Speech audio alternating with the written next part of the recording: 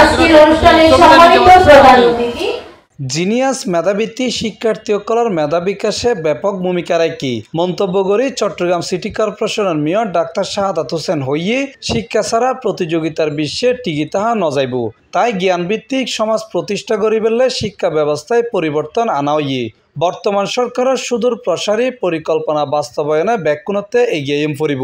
তাদের সাথে আছেন গর্বিত মা এবং বাবা, আসুন তাদের জন্য আমরা আজকে একটা করতালি আসলে আমাদের স্মৃতি যারা আছে আমাদের জন্য আপনারা দিচ্ছেন, কিন্তু আমি মনে করি করতালিটা পাওয়ার সবচেয়ে বেশি অধিকার হচ্ছে ছোট্ট বাচ্চারা, পাশাপাশি তাদের মারা এবং বাবারা। এখানে অনেক মা এবং বাবা আমি দেখতে পাচ্ছি। একসময় কিন্তু এরকম ছিল না, আমরা যখন অনেক ছোট ছিলাম।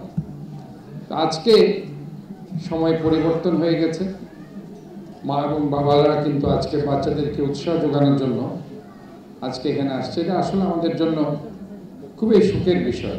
মে 24 তারিখ শনিবার বিকালে চট্টগ্রাম নগরীর এলজিএডি মিলনায়তন জিনিয়াস বাংলাদেশ ফাউন্ডেশনের আয়োজিত মেধাবৃত্তি পুরস্কার বিতরণ ও শিশু উৎসবে প্রধান অতিথির বক্তব্যে এসব কথা হয় তিনি। জিনিয়াস বাংলাদেশ ফাউন্ডেশনের প্রতিষ্ঠাতা ও পরিচালক সরোজ আহমদের সভাপতিত্বে আশিক আরেফিন ও বিলকিস আক্তারের সঞ্চালনায় অনুষ্ঠানত বিশেষ অতিথি হিসেবে বক্তব্য রাখি চট্টগ্রাম প্রেস ক্লাবের সদস্য সচিব জাহিদুল করিম কোসি, চট্টগ্রাম মেট্রোপলিটন সাংবাদিক ইউনিয়নের সিএমইউজের সভাপতি মোহাম্মদ শাহনওয়াজ, লেখক ও গবেষক অধ্যক্ষ শিমুল বড়ুয়া, ইতিহাস গবেষক ও লেখক জামাল উদ্দিন, জিনিয়াস ফাউন্ডেশনের উপদেষ্টা মোহাম্মদ আবু সৈয়দ সিআইপি, ওপেলা গ্রুপের চেয়ারম্যান লায়ন মোহাম্মদ সাজ্জাদ উদ্দিন, লেখক বাচিক শিল্পী রেবা বড়ুয়া সহ আর বোধকেও বক্তব্য রাখি। আমার বিশ্বাস সরোজ আমাদেরকে সহযোগিতা করবে, আমাদের যারা অভিভাবকবৃন্দ এসছেন তারা আমাদেরকে সহযোগিতা করবেন। প্রেস ক্লাবের আগামী দিনে জিনিয়াসের যে সমস্ত কর্মকাণ্ডে আমরা চট্টগ্রাম প্রেস ক্লাব আবার মেট্রোপলিটন সাংবাদিক সহযোগিতা করবো। আপনাদেরকে সবাইকে ধন্যবাদ। বরাবরই চেষ্টা করছি ডিউ টাইমে একটা নির্দিষ্ট টাইমের মধ্যে আপনাদের বাচ্চাদের হাতে সনদ এবং পুরস্কার তুলে দেওয়ার জন্য। জিনিয়াস বাংলাদেশ ফাউন্ডেশন যেহেতু 14 বছর ধরে কাজ করে যাচ্ছে, এই কারণে অনেক শিক্ষা সংক্রান্ত অনেক সংস্থা, অনেক প্রতিষ্ঠান আমাদের সাথে একীভূত হয়ে কাজ করার জন্য ইচ্ছা প্রকাশ করছে।